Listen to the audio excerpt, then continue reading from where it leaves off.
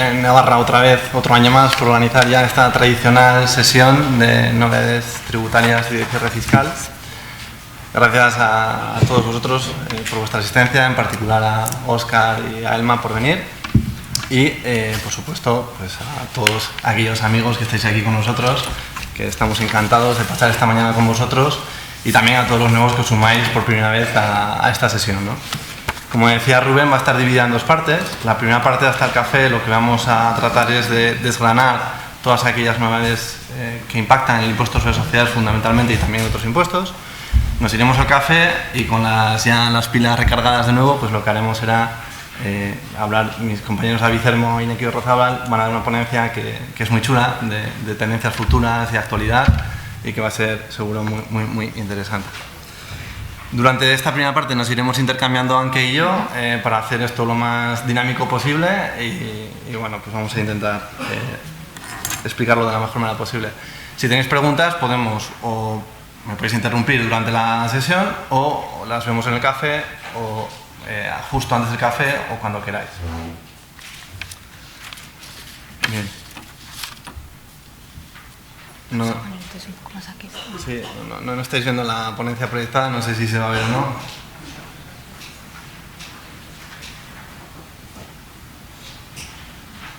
Ahora, ¿no? Ahora. Sí, ahora lo tenemos. Si quieres, Ángel. Ahí tenemos mejor. Vale. Bueno, ¿de qué vamos a hablar en esta primera parte? Bueno, vamos a hacer una pequeña introducción, un poco pues por el entorno económico y viendo un poquito cuál ha sido la evolución de la recaudación y las principales evoluciones normativas que hemos tenido estos dos últimos años, para entender dónde estamos y tratar de averiguar hacia dónde podemos ir, hacia dónde van a venir las próximas reformas fiscales futuras, si se puede llamar así. Hablaremos fundamentalmente de las novedades del impuesto sobre sociedades. Hablaremos de algunas novedades destacables del IRPF para el 2019 y 2020, porque es imposible pues abarcar todas, y nosotros lo que hemos hecho ha sido tratar de plasmar aquí en el material y comentar las más importantes. Hablaremos del cambio en el impuesto del patrimonio que ya adelantaba Elma, y hablaremos de un aspecto destacable también que se modifica de manera puntual en la Ley Foral General Tributaria y que lo comentaremos también en esta primera parte. Si nos vamos hacia el Estado, en el informe anual de recaudación del año 2018 tenemos un gráfico que es muy ilustrativo y que habla por sí solo, y vemos cómo desde el año 2007 hasta el año 2018 la evolución de la recaudación, cómo sigue esa tendencia económica de la buena marcha de la economía o no tan buena marcha. En el año 2007 es justo año antes de la crisis. Comienza la crisis económica, hay una profunda caída de recaudación en los principales impuestos, que no son ajenos a ellos, como es el IRPF, el IVA y sociedades, y después comienza una progresiva incremento de la recaudación hasta el día de hoy, ¿no? Eso lleva a que el año 2018 es el primer año en el que la recaudación a nivel del Estado está por vez primera por encima de la recaudación que se consiguió en el año 2007, que es el año previo a la comienzo de la enorme crisis económica que hemos vivido, ¿no? Llama la atención que el año 2018 es un año también en el que no se han producido novedades relevantes a nivel del Estado, y sin embargo la recaudación en los principales impuestos ha subido de manera significativa, ¿no? En el Estado se produce algo también que nos ocurre en Navarra, como vamos a ver ahora, que es que a efectos de la contabilidad de la recaudación tiene incidencia la entrada fundamentalmente del SI, que en el momento en el que se implanta tenemos 11 meses en vez de 12. En Navarra nos pasa al revés, como entramos 6 meses más tarde tenemos en el año 2018 un mes menos, y eso nos lleva a que tengamos que hacer la comparativa en términos homogéneos de recaudación. ¿Qué ha ocurrido en Navarra? Pues que en febrero del año 2019 salió una nota de prensa que decía que en términos homogéneos la recaudación había subido un 4,4%, ¿no? Eso nos lleva desde unos 3.650 a unos 3.800 millones más o menos de recaudación en Navarra en el año 2018. Por impuestos, todos desde el año 2010, que son los últimos datos que están publicados en la web de Navarra, se ve que ha habido un incremento absoluto en todos ellos desde el año 2010 hasta el día de hoy, ¿no? Y se disputan en el primer puesto el IRPF y el IVA, ¿no? Se ve claramente cómo desde el año 2013-2014, que podemos situar ahí el cambio de ciclo económico, la recaudación es tendente, ascendente y progresiva, con una mayor pronunciación, si cabe, desde el año 2016-2017, que además de la buena marcha del ciclo económico y de los beneficios empresariales, del empleo, del IVA, seguramente también tendrán que ver las últimas modificaciones fiscales que se han venido introduciendo estos años pasados. Si descendemos al ámbito del impuesto sobre sociedades, en primer lugar vemos cómo efectivamente la recaudación ha aumentado. Si vemos quién nos da esa recaudación, las empresas que más recaudación aportan en concepto del impuesto sobre sociedades a día de hoy en Navarra siguen siendo las grandes, que aportan un 68,34%, entendiendo por grandes aquellas que facturan más de 10 millones de euros. En este gráfico de la izquierda, lo que tratamos de comparar es estimar cuál ha sido el tipo medio efectivo, a través de los datos de Navarra, por facturación, entendiendo por tal el ratio que supone dividir la cuota diferencial, es decir, la cuota del impuesto deducida minorada en las deducciones, sobre la base imponible, ¿no? Y llama la atención cómo las grandes empresas tienen un tipo efectivo menor que las pequeñas y medianas empresas, ¿no? Eso, teniendo en cuenta que parten de un tipo impositivo mayor, como es el 28%, las grandes empresas, o el 23%, el de pequeñas empresas, quiere decir que las grandes aprovechan mejor las deducciones que las pequeñas. En el gráfico a la derecha hacemos este mismo análisis, pero en vez de calcular la cuota sobre la base imponible, lo hacemos sobre la base liquidable, que en el fondo es reducir esa base imponible en la reducción por la dotación de la REI o las compensaciones de base líquidas negativas. Y en cuando hacemos ese análisis vemos cómo los tipos medios efectivos se aproximan, el de las grandes y el de las medianas empresas, de las pequeñas empresas. Eso otra vez más viene a decir que esas dos reducciones siguen siendo aprovechadas de mejor manera por las grandes empresas que por las pequeñas o microempresas. Bien, haciendo un poquito de historia, de los dos últimos años de la evolución normativa, lo que nos encontramos es que en el año 2017 se aprueba una nueva ley del impuesto sobre sociedades que fundamentalmente lo que recoge es una batería de medidas destinadas a producir un ensanchamiento de la base imponible mediante la introducción a la limitación de determinados gastos deducibles. Mantienen el tipo impositivo general en el 28%, que se sigue manteniendo a día de hoy, cuando sabemos que en el Estado estamos en un 25%, en el País Vasco en un 24%, o en otros países de la OCDE es sustancialmente inferior el tipo nominal, me estoy refiriendo. Pues Alemania tiene un 15%, Estados Unidos tiene un 21%, es inferior. Nosotros seguimos todavía con un tipo un poquito mayor. Y se mantienen en general todos los incentivos fiscales que había en la normativa en ese momento. En el año 2018, la Ley Foral 16-2017 de modificaciones fiscales sigue introduciendo una serie de medidas destinadas también a ensanchar esa base imponible mediante la limitación de más gastos deducibles. Y además se introducen limitaciones en la aplicación de determinados incentivos fiscales. Y con todo eso llegamos hasta aquí y cabe plantearse ¿y cuál podría ser la reforma futura del impuesto sobre sociedades? ¿Qué nos espera para los próximos años?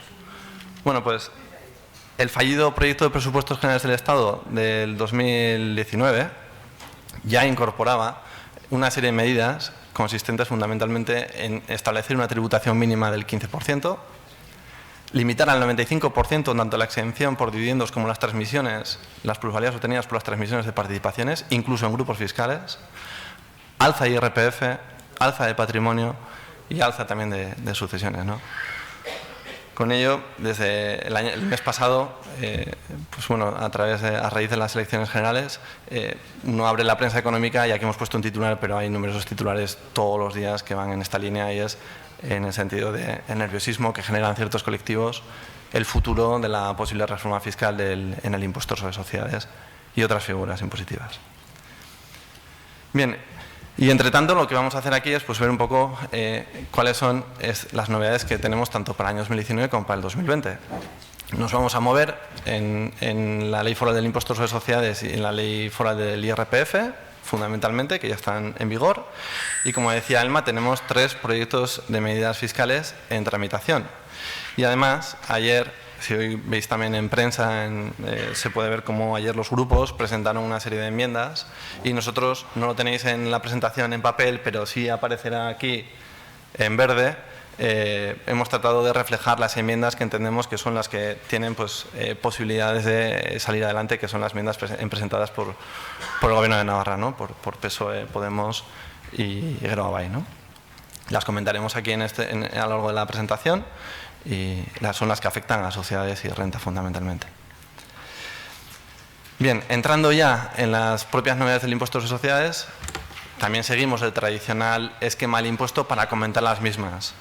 Lo que hemos tratado de hacer es, ver qué novedades tenemos y las tratamos de encajar pues, en cada uno de los elementos que configuran este esquema del impuesto, que es muy básico, ¿no? Que es, tenemos el resultado contable, a ese resultado le haremos una serie de ajustes para determinar la base imponible, a la que en su caso se le practicarán unas reducciones para determinar la base liquidable, a la que le aplicaremos el tipo impositivo pues, que nos toque.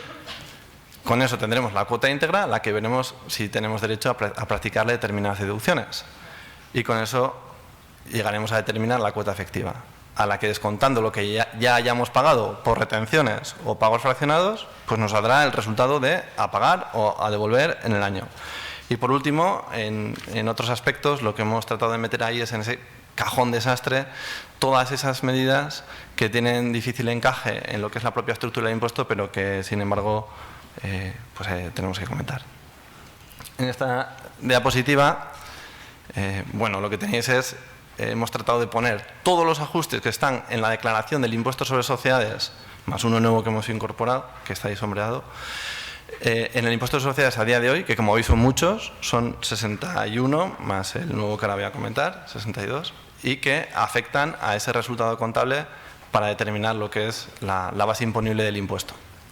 Afortunadamente solo vamos a comentar 3, que son los que están ahí sombreados en distinto color.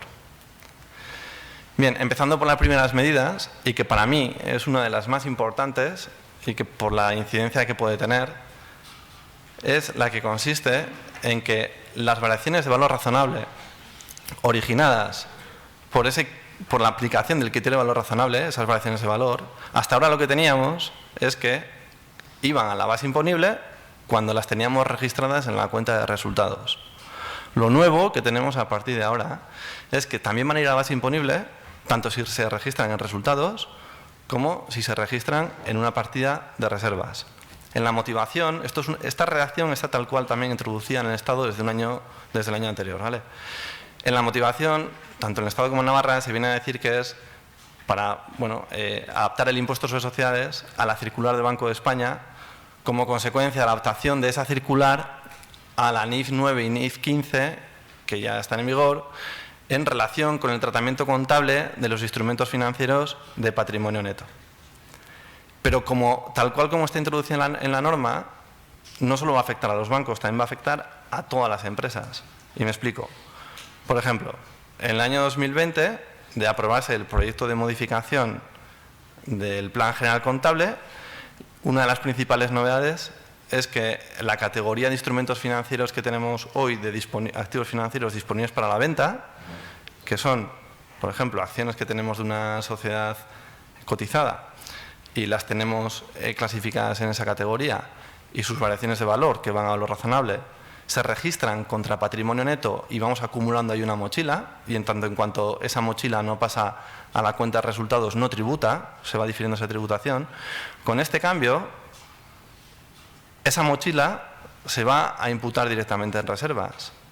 Y de no preverse nada en contrario, ni ningún régimen transitorio adicional, tendrían que ir directamente a la base imponible en el año 2020, esa mochila acumulada que tengamos a 31 de diciembre de 2019, irían a reservas y tendríamos que llevarlo como un ajuste al resultado contable para determinar la base imponible en el año 2020. Bueno, buenos días a todos. Como ha dicho Felipe, nos vamos a ir turnando la exposición, así que continúo. Vale, pues en relación con la exención por reinversión, se suprime la posibilidad de materializar la exención por inversión mediante la adquisición de valores. ¿vale? Lo que quiere decir que al final se deroga la posibilidad de acogerse a este beneficio fiscal si ese importe obtenido en la transmisión del inmovilizado se va a reinvertir en participaciones sustanciales.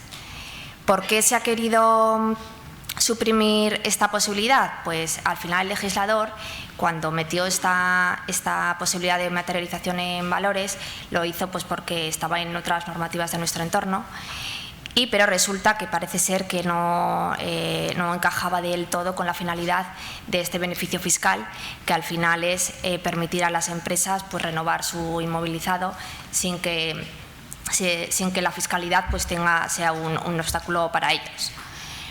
Entonces, con esto, ¿qué tenemos que tener en cuenta? Pues que si estáis en algún proceso de reinversión y pensabais materializar adquiriendo participaciones sustanciales de empresas, pues tenéis en principio de plazo hasta el 31 de diciembre, ¿no? Hasta final de mes, y acaba aprobándose esta medida.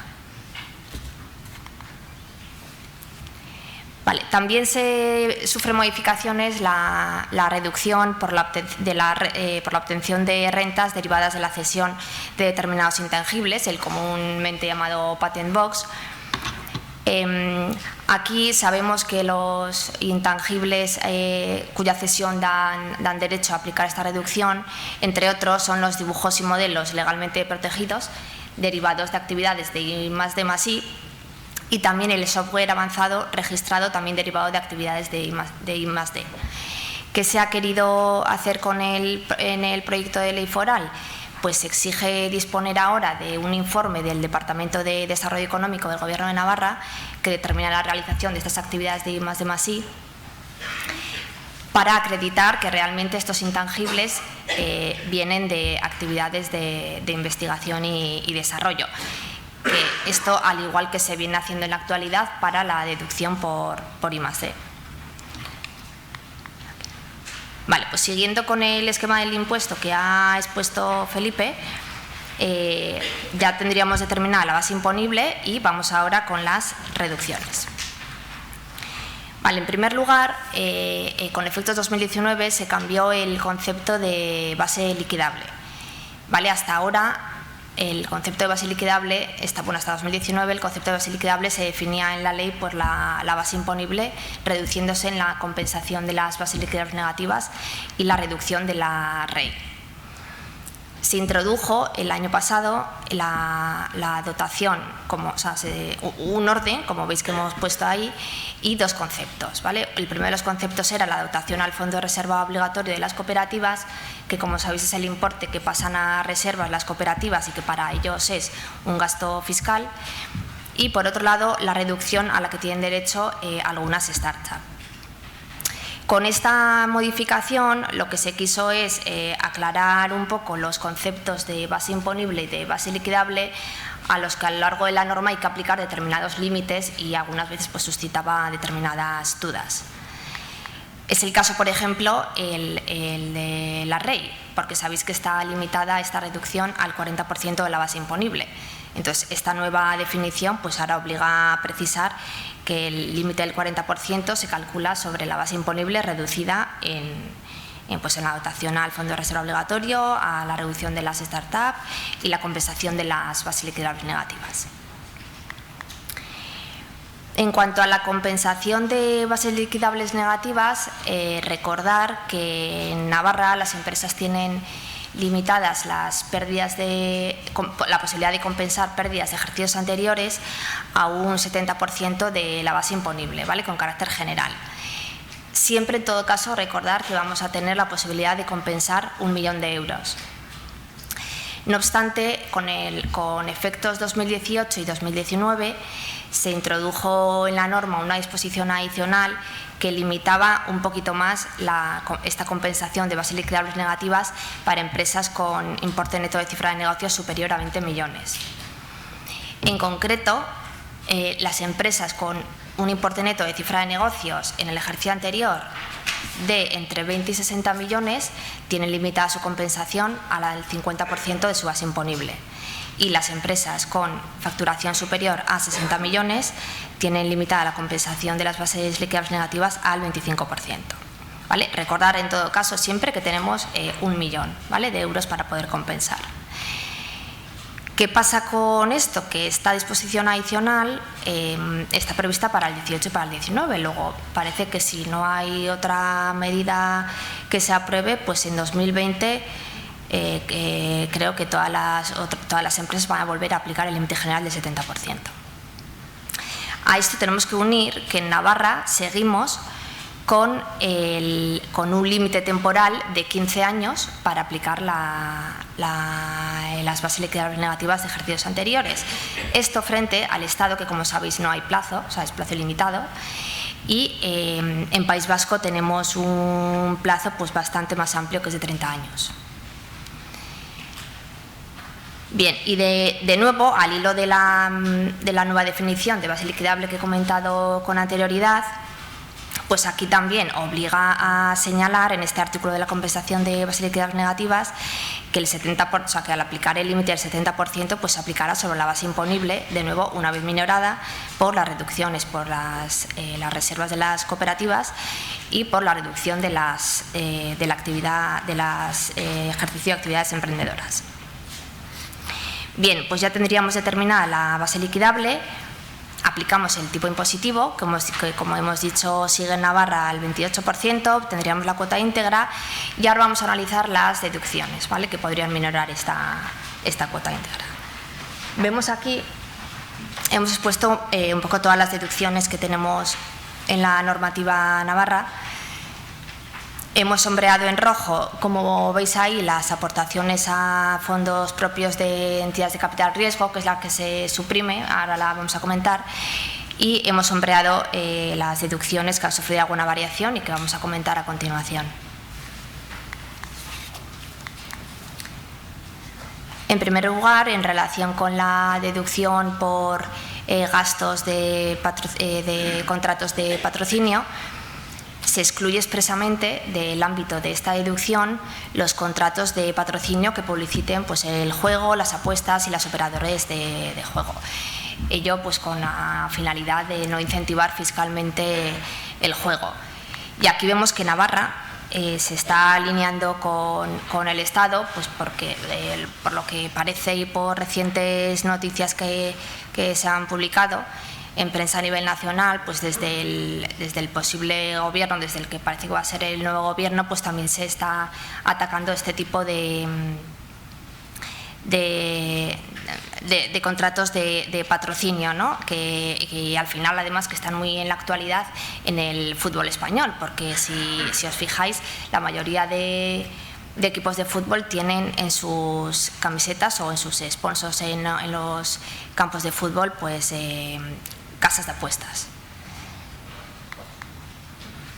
Vale. En relación con la deducción por los gastos de I+D+I, lo que se prevé en el proyecto foral es que se permite acreditar la deducción de un 10% adicional que actualmente está para gastos de contratación de personas que se dedican exclusivamente a I+D y de gastos también con determinadas universidades y centros tecnológicos.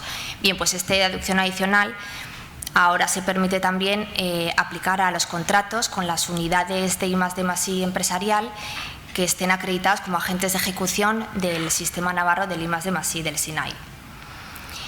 Estas unidades de I+D+I empresarial están definidas en esta ley foral que os ponemos ahí, 15/2018 de Ciencia y Tecnología, que es de reciente más o menos aprobación y que al final ha venido como a regular todo el marco de la innovación y desarrollo y ciencia y tecnología en Navarra. Estas unidades de I+D+I empresarial vienen a ser entidades con determinadas características focalizadas en el I+D y que vienen a prestar pues, servicios o a sufragar las necesidades de I+D de grupos empresariales. Y para acreditarse como agentes de ejecución del SINAI, pues tienen que cumplir unos requisitos y esta condición pues, les hará derechos y obligaciones, les permitirá pues, acceder a determinadas convocatorias de ayudas para I+D y demás. ¿Vale? Entonces, estas son las que los contratos con este tipo de entidades son las que van de hecho a esta deducción adicional. Comentar aquí que en el País Vasco, o bueno, recuerda lo que parece lo que se está queriendo hacer en Navarra, recuerda la red vasca de innovación y desarrollo que hay eso en el País Vasco y que lleva en funcionamiento mucho tiempo y que funciona muy bien y que ha permitido a grupos de empresas crear estas unidades de I+D empresarial que dan servicios de I+D a sus titulares, ¿no?, del grupo y han permitido pues, también aplicarse esta deducción adicional. Bien, pasando a la deducción del cine, con efectos 2019 y con la intención de realizar una mayor parte de gasto cuando se hace una película en Navarra y por tanto con el objetivo de atraer un mayor retorno económico y fiscal a Navarra, se exige que al menos el 40% de la base de la deducción debe corresponderse con gastos realizados en territorio navarro, ¿no? Y por otro lado lo que se hace es meter una limitación cuantitativa por producción consistente en un importe de 3 millones de euros. Por otro lado, con efectos 2019 se preveía introducir una serie de requisitos formales que el propio proyecto de este año y con efectos también 2019 los elimina y por tanto pues nunca han llegado a ver la luz ni se van a aplicar, ¿no? En relación con la deducción por el cine, conviene aquí recordar, ya lo explicamos el año pasado, pero bueno, pues conviene, si veis, por ejemplo, cuando entráis en las consultas de Hacienda de Navarra, tanto el año pasado como la mayoría o gran parte de las consultas que se están publicando en estos momentos están relacionadas o con la financiación del cine o también con el I+D, ¿no? Bueno, aquí lo que se ha tratado de hacer es incorporar al mundo del cine el mecanismo de financiación que ya lleva un añito de andadura del I+D+I con algunos matices, ¿no? Básicamente consiste en que hay un financiador navarro, persona jurídica navarra, que lo que realiza es un desembolso a un productor de cine o series audiovisuales que también será navarro y ese productor es el que acredita esa deducción del artículo 65.1, es decir, el que invierte en la realización de una película y lo que hace es traspasar, devolver ese desembolso que ha hecho ese financiador vía deducción del artículo 65.1 al financiador. O sea, con esto básicamente es el financiador es un inversor que no tiene créditos fiscales o no suficientes y los necesita y lo que hace es comprárselos, entre comillas, al financiado que genera la deducción del cine o del I+D+I y no la necesita y se la traspasa. Básicamente el mecanismo, el incentivo tiene estos elementos configuradores. Por la parte del financiador solo pueden ser entidades navarras, no tienen que tener ningún tipo de vinculación con el financiado y tampoco pueden adquirir en ninguna proporción los derechos de propiedad de la película. El financiado pues tiene que ser una entidad productora con residencia exclusiva en Navarra. El tipo de financiación expresamente se dice que es un préstamo que va a ser reembolsable únicamente con la deducción que genere el productor por la realización de esa película. En el financiador, eso va a tener la consideración de un activo por impuesto diferido y en su caso tendrá un ingreso financiero, si recibe más deducción del dinero que ha puesto, un ingreso financiero que tributará en su base imponible el impuesto sobre sociedades y el financiado lo que tendrá es un pasivo, una deuda y en su caso también correlativamente un gasto financiero. Se establece un límite de traspaso, es decir, por cada euro que mete el financiador, el financiado solo puede transmitir 1,25 euros en concepto de deducción. ¿Que hay exceso de deducción? Pues lo puede aprovechar el financiado, el productor. Si hay exceso de financiación versus el ritmo en el que se van incurriendo los gastos de la producción, pues se pueden aprovechar por el financiador en ejercicios siguientes. Esta deducción y también la del I+D+I, la de la financiación del I+D+I, se pueden aplicar sin límite de cuota alguno y además minoran el suelo tributario, que luego lo veremos. Y como obligaciones formales, fundamentalmente lo que se exige es la firma de un contrato de financiación en el que se especifiquen la relación de gastos, los incurridos en Navarra, el momento en el que se van a realizar y vía enmienda lo que se ha tratado de incorporar, lo que se pretende es flexibilizar el momento en el que se puede presentar, celebrar el contrato de financiación. Hasta ahora lo que teníamos era la necesidad de que ese contrato de financiación estuviera en el momento, en el periodo impositivo, en el año en el que se inicia la película o el proyecto comienza la ejecución del proyecto de I+D+I. Ahora lo que se pretende es que se pueda celebrar ese contrato en cualquier periodo impositivo en el que se genere la deducción, tanto del cine como del I+D+I. Es que esto no está bien.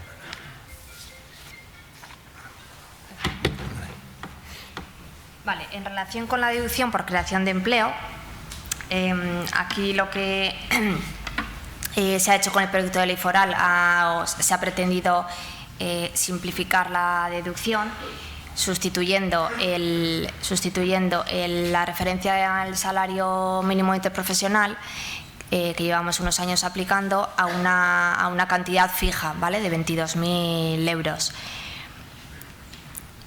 Si os fijáis, al final el importe que tenemos que tener en cuenta tanto para la creación como para la regularización, pues hemos pasado de tener de tener en cuenta en el 2018, como veis ahí en la tablita, un salario de 25.756,50, porque tenemos que tener en cuenta 2,5 veces el SMI en 2018. Si consideramos el del 19, 31.500 a 22.000 euros, ¿vale? Ahora, con lo cual ahí se ve que hay bastante diferencia y que se ha reducido el salario. Es verdad que esta referencia al SMI nos ha creado multitud de problemas y supongo que estaréis de acuerdo, porque los que la hemos aplicado o intentado aplicar por intentar calcularla, pues la verdad que ha sido hacer verdadera ingeniería. Vale, y no solo por el hecho de tener una referencia que es variable, que como veis hemos puesto ahí el SMI ha variado a lo largo de estos años, sino porque además esta deducción ha sufrido variaciones también en los últimos años. Teníamos que tener en cuenta un SMI multiplicado por 1,7 algunos años, hemos pasado al 2,5 SMI y bueno, al final tanto cambio, al final en una deducción en la que la tienes que seguir, tienes que hacer un seguimiento porque tiene un mantenimiento de 24 meses, pues crea muchísima complicación. Y además creo que en la administración tributaria también se tiene esta sensación, por cuanto es que al final se ha tenido que publicar órdenes forales con ejemplos de cálculos.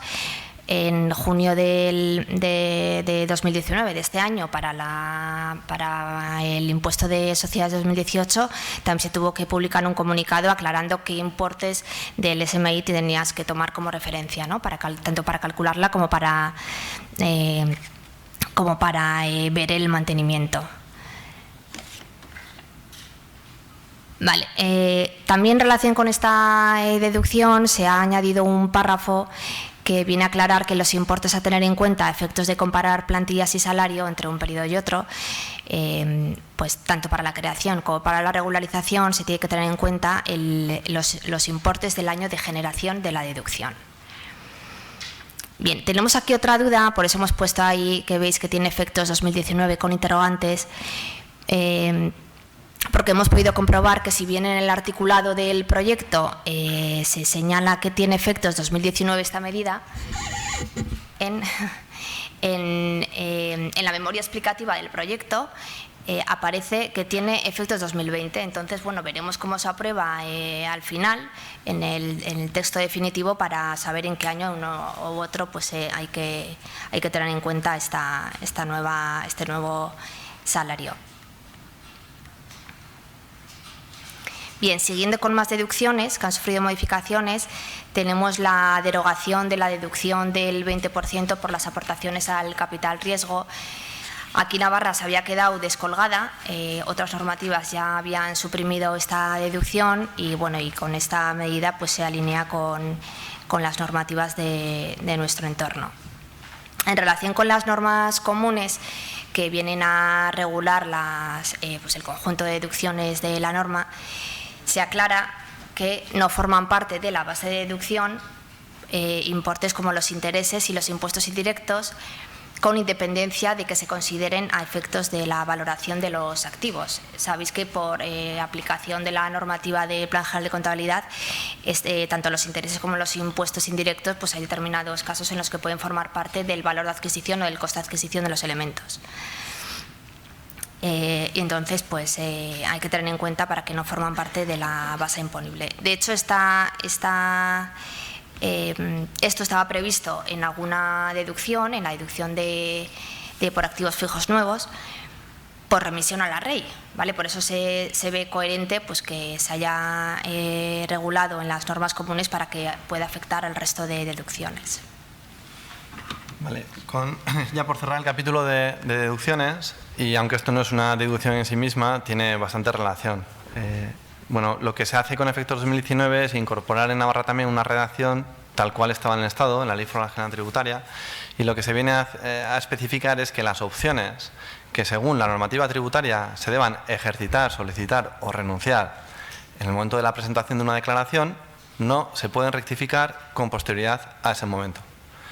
Bien, esto está dando lugar a un intensísimo debate a nivel, pues en distintos foros, en el Estado, etcétera, porque la complejidad nace de saber cuándo nos estamos enfrentando ante una opción o cuándo estamos ejercitando o no un derecho. Porque claro, aquí parece que es de cierto sentido común pensar que, lo que me quieren decir es que si la Administración, la idea que parece que subyace es que no quiere que se le esté tocando continuamente sus cifras de recaudación, porque llega un contribuyente y presenta una declaración, luego la modifica, luego elige otro beneficio fiscal que se da cuenta en un momento posterior y le vuelve a cambiar. Y dice, poner cierto orden y parece que va un poco por esa línea. Parece que tiene cierto sentido es que cuando yo voy a hacer una inversión y esa inversión puedo elegir dos caminos, por ejemplo, compro una máquina y puedo ir por la deducción por inversión en activos fijos nuevos o puedo destinarla a materializar REI. Si elijo un camino, luego no lo voy a poder rectificar. Pero eso no nos tiene que llevar, y hay algún caso polémico por ahí de que entendemos nosotros, que porque se me haya, por ejemplo, olvidado ejercitar un derecho, como puede ser acreditar la deducción por creación de empleo en un año y me doy cuenta después, no poder hacerlo en un momento posterior. No tendría que llevarnos a eso. Bueno, el debate está ahí, entendemos que tiene que aplicarse con cierto sentido común y por eso pues lo destacamos. En el País Vasco, por ejemplo, tienen una lista más o menos tasada de cuándo estamos ante el ejercicio o no de una opción. De tal manera que cuando tú ya sabes si estás optando por un elemento o no, ya sabes si después lo vas a poder rectificar o no. El problema es que como la normativa no tenemos definición, pues tenemos esa duda, ¿no?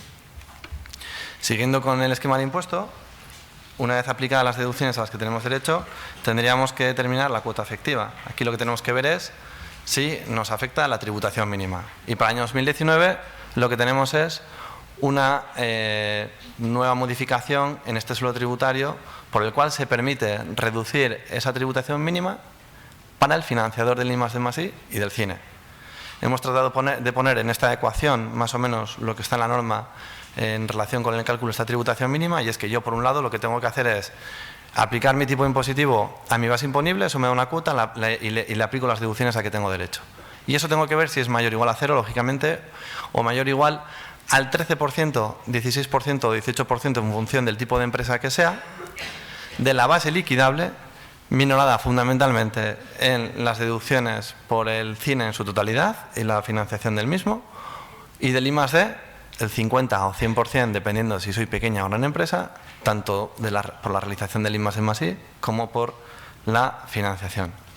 Para el año 2020, lo que se hace es hacer depender el porcentaje de tributación mínima, ese porcentaje que se aplica a la base liquidable, del tipo impositivo aplicable más que de la naturaleza de la empresa de la que se trate.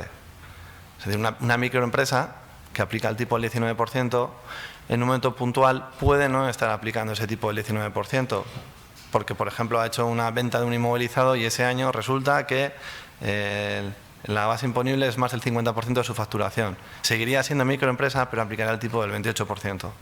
Pues aquí lo que se trata de hacer es corregir esa referencia Es decir, que el porcentaje depende del tipo de tributación, del tipo que te toque aplicar en cada año.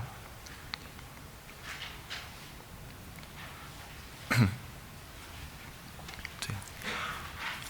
Vale, determinada la cuota efectiva, llegamos a las retenciones y pagos fraccionados y vemos que para poder deducir de la cuota íntegra, o sea, de la cuota efectiva, perdón. Bien, en relación con las deducciones por las retenciones entre partes vinculadas, actualmente sabéis que la norma condiciona la posibilidad de deducir en sede del socio las retenciones que le hayan sido practicadas por una persona vinculada a que esta persona retenedora vinculada haya hecho efectivo el ingreso en la administración tributaria. Vale, pues ahora lo que se extiende este tratamiento a las retenciones correspondientes a las retribuciones satisfechas a entidades que ejerzan las funciones de administradores. También se introduce una cautela en este artículo por el cual se establece que en caso de defecto de ingreso se va a entender siempre que lo no ingresado se corresponde con las retenciones de estos socios o entidades vinculadas y en proporción a las retenciones que les hubieran sido practicadas. Ponemos entre paréntesis los administradores, o sea, el caso en el que he expuesto en el punto anterior, porque parece, o sea, según la literalidad del apartado, parece que no se incluiría en estas retribuciones satisfechas a los administradores, pero también entendemos que no tiene sentido y que este apartado pues, tiene sentido que aplique a todos los supuestos que están en todo el artículo y están incluidos las retribuciones satisfechas por el ejercicio de las funciones de administradores. Bien, ahora vamos vamos a comentar algunos otros aspectos que llamamos, hemos metido aquí un poco de cajón desastre, otros aspectos que tienen quizás menos relevancia, pero igual alguno de vosotros pues puede incidir en vuestro cálculo del impuesto. ¿Vale? En relación en el marco de las operaciones vinculadas, de la obligación de documentación, sabéis que se introdujo como consecuencia de una directiva una obligación que tienen las entidades navarras dominantes de grupos multinacionales con una facturación superior a 750 millones de euros, por la cual tienen obligación de informar sobre determinadas magnitudes del grupo en cada país, de cálculos de beneficios antes de impuestos, impuestos sobre sociedades y demás. Es lo que se informa en el modelo 231. Hay también una regla especial en la que una entidad navarra dependiente de este tipo de grupos que facturan más de 750 millones de euros debe cerciorarse de que el grupo está cumpliendo con esta obligación, ya que puede recaer en ella esta obligación si el grupo la designa como representante o si esta entidad dominante está en un país donde o no tienen esta obligación de informar o no cumplen con el intercambio de información. Pues bien, con este proyecto de ley foral se introduce una nueva obligación que, en cuanto a esta regla especial, que consiste en que si la entidad dominante no facilita toda la información a esta dependiente navarra, esta lo que tiene que hacer es comunicar pues, la información que disponga y notificar esta falta de información completa a la Administración tributaria. Este es un cambio puramente técnico que se introduce en el régimen fiscal especial de las operaciones de reestructuración, en concreto en las aportaciones no dinerarias por personas físicas, que sustituye simplemente la referencia de que haya la consideración de entidad patrimonial por la de que ahora la entidad antes se hacía referencia a la entidad patrimonial a secas y ahora se vincula al concepto de entidad patrimonial que hay en el impuesto sobre el patrimonio, ¿vale? Por si os pudiera afectar en algún caso. En cuanto a las entidades emprendedoras, Con efectos 2019 se excluye de este concepto a aquella entidad que inicie una actividad ya ejercida por otra sociedad en la que exista una coincidencia de la titularidad del capital social mayor al 50%. ¿Qué se quiere evitar con esto? Como ponemos ahí en el dibujito, pues que un socio que tenga una entidad por la que sea titular en más de un 50%, se trata de evitar que cree otra sociedad también con una titularidad que supere el 50%, que ejerza la actividad y que por esto se puede calificar como entidad emprendedora y que se pueda beneficiar pues otra vez por estos beneficios fiscales que tienen las startups.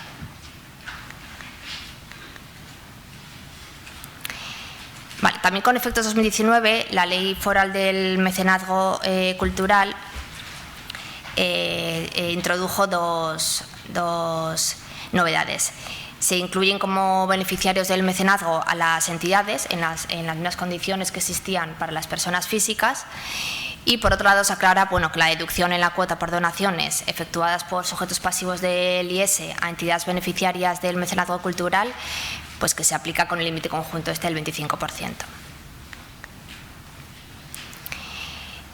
Y finalmente, la ley del IS excluye del impuesto sobre sociedades a las sociedades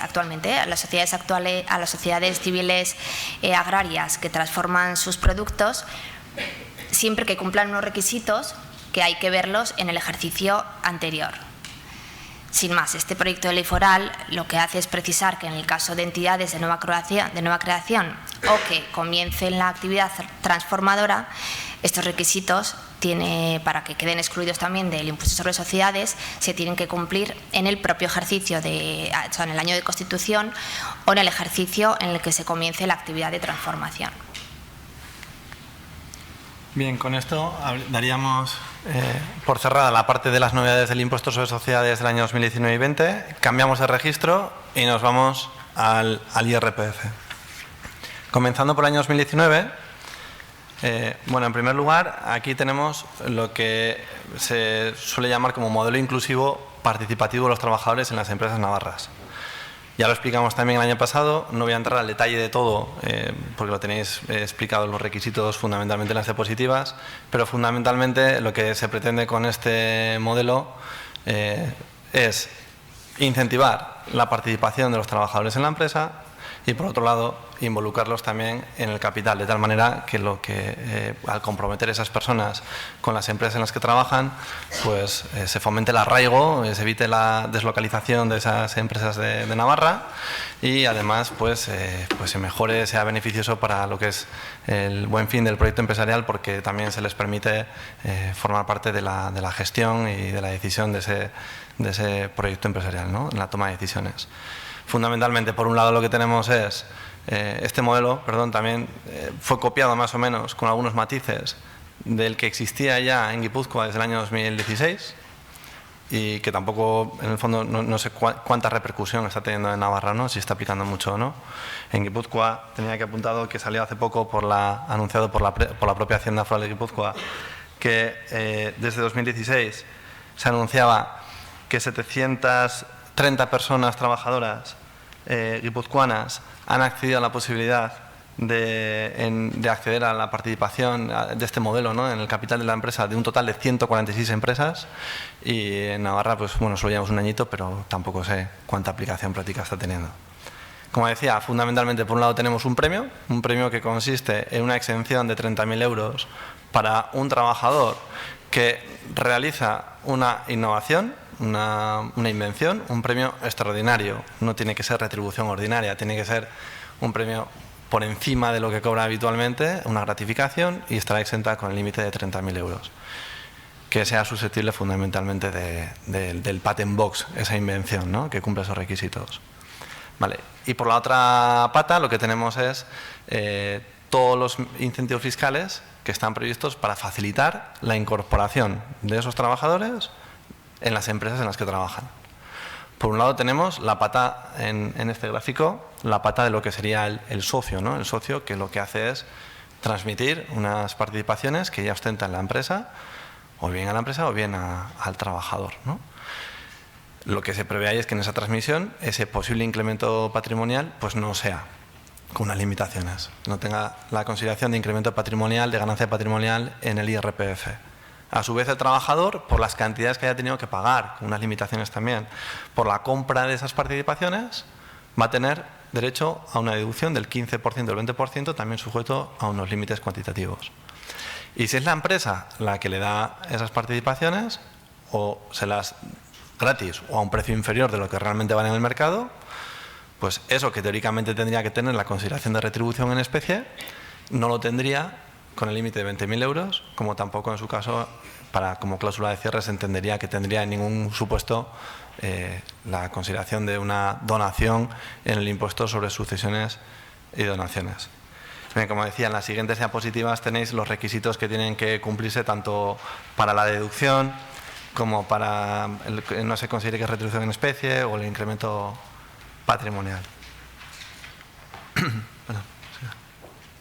Vale, siguiendo entonces con las novedades de IRPF para 2019, recordar que con el fin de estimular un ahorro finalista garante un poco pues, de calidad de vida, con efectos 2019 se pasaron a estar exentas las plusvalías generadas por la transmisión de elementos patrimoniales por parte de mayores de 65 años si el importe se reinvierte en la constitución de una renta vitalicia cuyo beneficiario tiene que ser dicha persona.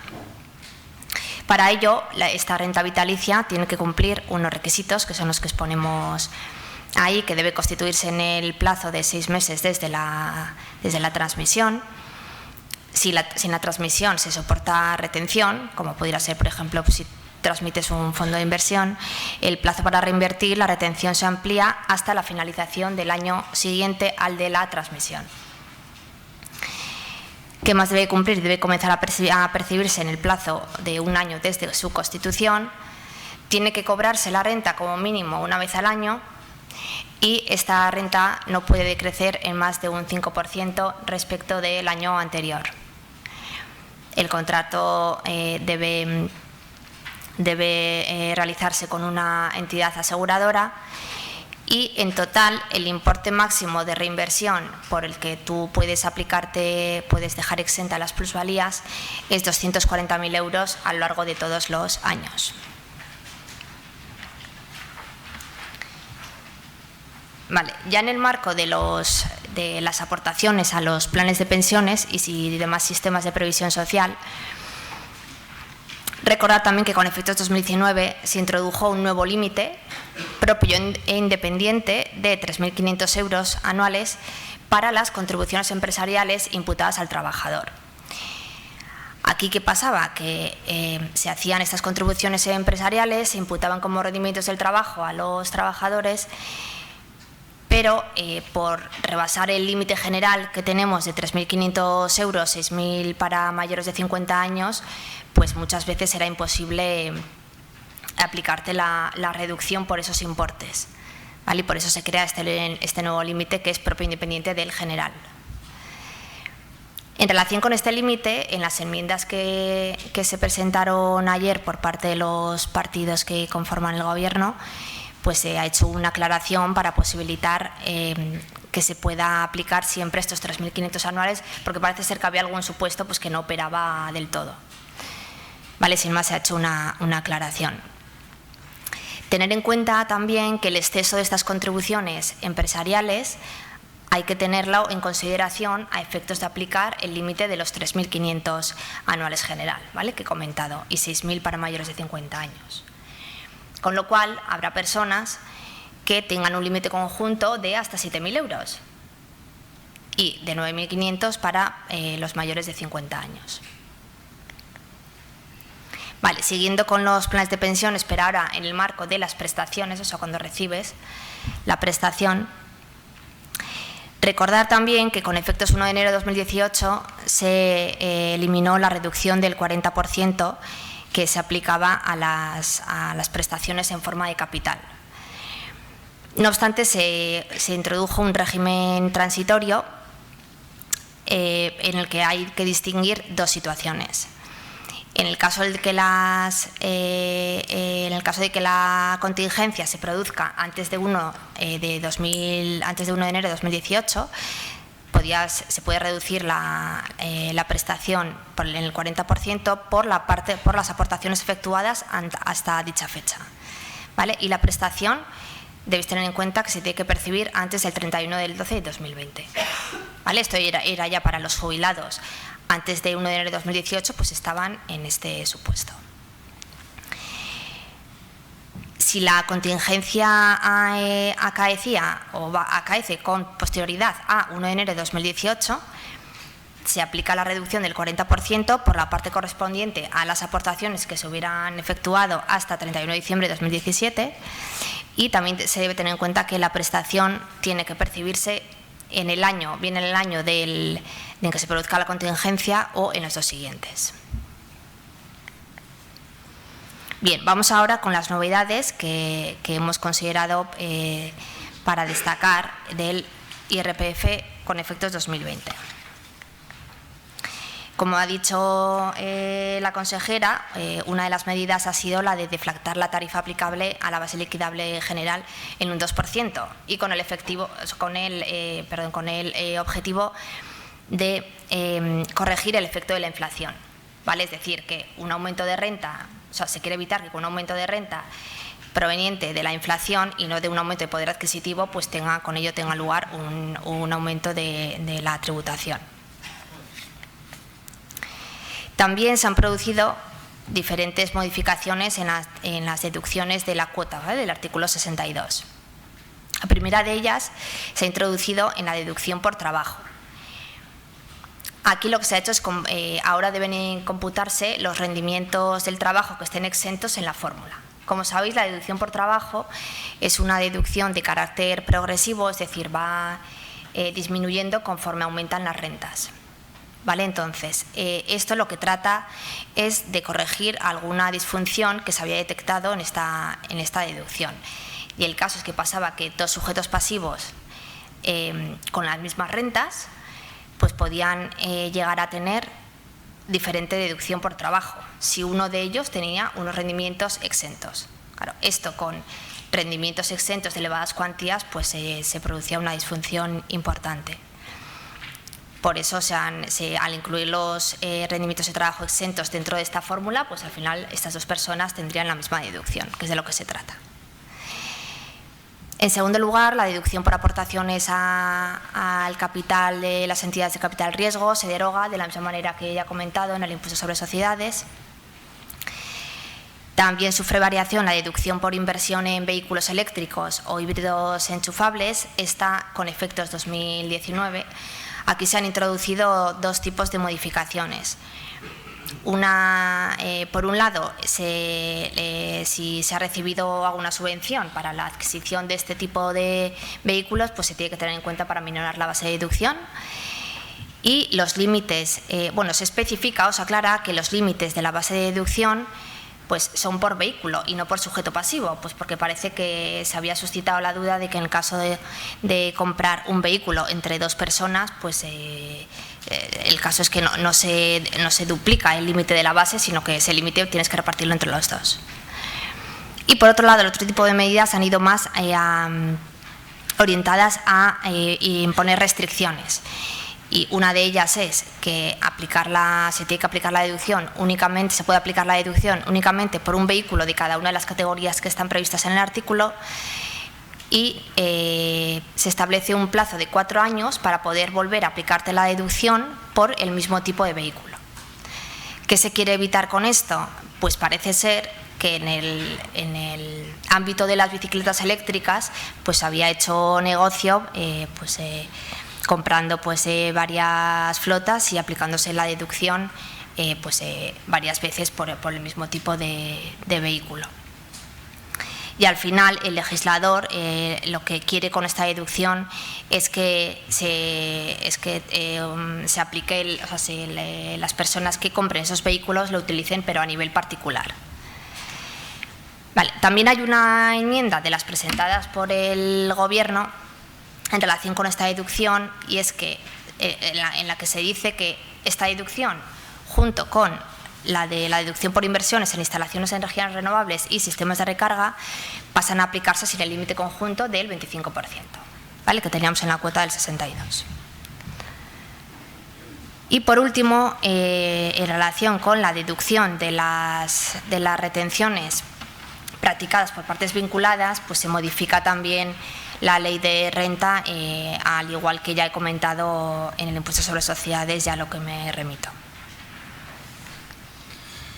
Bien, ya habríamos cerrado también lo que son las novedades del año 2019 y 20 destacables en el IRPF y pasaríamos al ámbito del impuesto del patrimonio, que como adelantaba la consejera, hay una modificación. No es que se quite o se suprime el impuesto del patrimonio porque ya una llamada ha tenido de oye, que nos quitan el impuesto sobre el patrimonio. Ay, no es así. El impuesto del patrimonio sigue estando. Lo que ocurre es que Navarra era el único territorio hasta ahora que bueno, pues lo que no dejaba exento de gravamen en su totalidad era el patrimonio empresarial de las personas físicas que tenían en sus empresas buenas, entre comillas, ¿no?, las que realizan una actividad empresarial.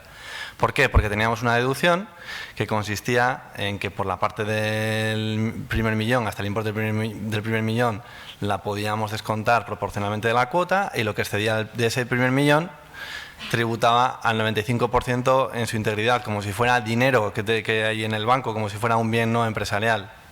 Con esta modificación lo que se hace es establecer una exención, de la misma manera que existe en el resto de territorios, y que la voy a tratar de explicar, a ver si lo hago bien, con el siguiente ejemplo, para que se vea la diferente liquidación una persona que va a tener el impuesto del patrimonio en el año 2019 y el año 2020, ¿no? ¿En qué consiste? Bueno, en el primer, una persona que no le actúa el escudo, un trabajador, ¿no?, un socio trabajador que tiene su empresa, que tiene unos depósitos en el banco y bienes inmuebles por un valor de 750.000 euros. Lo que sería el patrimonio no empresarial, ¿no?, el patrimonio no susceptible de exención o deducción. Y también tiene un patrimonio empresarial, una participación en su empresa por 1,5 millones. Eso le daría una base imponible de 2.250.000. Aplicando el mínimo exento de 550 llegamos a unos 700. A ese unos 700 lo metíamos en la escala que también es progresiva, como el IRPF.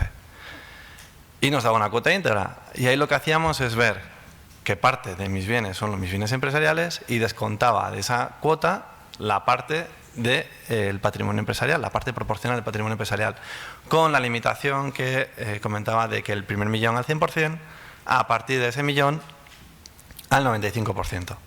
Bueno, eso daba una cuota a ingresar de, en este ejemplo sencillito, de 3.800 euros. En el año 2020, la modificación es que la exención opera antes de aplicar la escala, la cuota, para determinar la cuota. De tal manera que lo que hacemos es restarla, y suponiendo que es al 100% una empresa buena, la restamos en su totalidad y la cuota sale pues 355 euros. Esto produce dos efectos. Uno, el que ya he dicho, que es que el patrimonio empresarial, de ser bueno, deja de tributar en su totalidad. Y lo segundo es que con el mecanismo de deducción que teníamos antes solo en Navarra, el resto de bienes no empresariales tributaban a un tipo mayor. Y es porque, como a la hora de determinar mi tipo medio aproximado en el impuesto del patrimonio tenía en cuenta tanto el patrimonio empresarial como no empresarial, cuando yo me descontaba mis bienes, la parte de proporción de la cuenta, los bienes empresariales, no corregía el efecto de que los bienes no empresariales han ido a un tipo más alto. En esta manera, no, en esta manera, como resto el patrimonio empresarial antes de aplicar los tipos impositivos, tengo una cuota menor y por tanto el efecto es doble. Bien, eso es muy importante no solo por el impuesto del patrimonio, la minoración de la cuota, el impuesto del patrimonio, la factura fiscal, el impuesto del patrimonio para los socios, sino que en el ámbito de la empresa familiar, el cumplir para un empresario con los requisitos que te dan derecho a practicar la deducción o la exención en el impuesto del patrimonio sobre participaciones empresariales, que básicamente es que la empresa sea buena. Cuando digo que sea buena es que realice una actividad empresarial, que no sea una mera sociedad generadora de rentas pasivas, típica tenedora de dinero o de bienes inmuebles, que no es una actividad económica, que tengamos una participación directa de al menos el 5% o 20% con la familia y que además o el empresario o alguien de la familia cobre por el ejercicio de sus funciones de dirección en esa sociedad, el cumplimiento de esos requisitos resulta fundamental ya no solo para el impuesto del patrimonio, sino que van a ser la llave para poder aplicar la exención, por ejemplo, en el impuesto sobre sucesiones y donaciones, cuando los herederos o donatarios reciban esas participaciones, que ahora van a tipos más altos, ya no van entre padres e hijos en el impuesto sobre sucesiones y donaciones, ya no van al 0,8% fijo, sino que hay una escala. También permiten el IRPF hacer, cuando se produce una donación de padres a hijos también, no gravar ese incremento patrimonial. Y además, cuando hemos hablado antes del modelo inclusivo de los trabajadores en el capital de las empresas en las que trabajan, también es importante porque cuando decíamos que el socio no tiene un incremento patrimonial, para que no lo tenga, tiene que cumplir que la empresa en la que está transmitiendo esas participaciones tenga derecho ese socio a aplicar la exención en el impuesto sobre el patrimonio. Por lo tanto, resulta fundamental ya no solo para el impuesto del patrimonio, sino para el resto de impuestos a los que hacen remisión al cumplimiento de este requisito. Y por último, y por acabar ya con esta parte de medidas tributarias, destacamos un aspecto puntual de la Ley General Tributaria, que consiste en una reducción de los recargos como consecuencia de presentaciones extemporáneas de declaraciones sin requerimiento previo. Esto es, tenemos hasta el 25 de julio para presentar el impuesto sobre sociedades, se nos pasa el plazo y ya entramos, cuando vamos a presentar la declaración en un momento posterior, nos van a imponer un recargo si sale a ingresar, ¿no? Hasta ahora tenemos, el primer tramo era que si me daba cuenta en los 3 primeros meses tenía un 5% de recargo, ahora lo que se hace es establecer un tramo inferior de 0 a 1 meses, que en vez de ser un 5% va a ser el 1%. ¿Qué se pretende? Pues que si se me ha pasado el plazo, ahora digo, bueno, se me ha pasado el plazo, pues como tengo 3 meses, pues igual me espero. Bueno, igual te pillan en el camino y entonces tienes sanción en vez de recargo, ¿eh? Igual hay hice una comprobación, pero igual te esperabas. Con esa intención lo que se hace es decir pues que presentes la declaración cuanto antes, ¿no? Y en vez de tener un 5% vas a tener un 1%. Y a partir de 12 meses, es el otro cambio, lo que se hace es establecer un recargo del 15% en lugar del 20% que tenemos establecido a día de hoy. En la motivación lo que se dice es que se incorporan estas modificaciones con la finalidad de adaptarnos a la normativa de nuestro entorno. Bueno, el Estado sigue teniendo el 20% en el recargo a partir de 12 meses y País Vasco tiene el 10%. Y bueno, y hasta aquí, ajustaremos al tiempo. 5 minutos le hemos robado al café, habíamos explicado las novedades. Si queréis abrimos un turno de preguntas o lo que decía, o si no después en el café me las preguntáis, me lo decís o después o como queráis.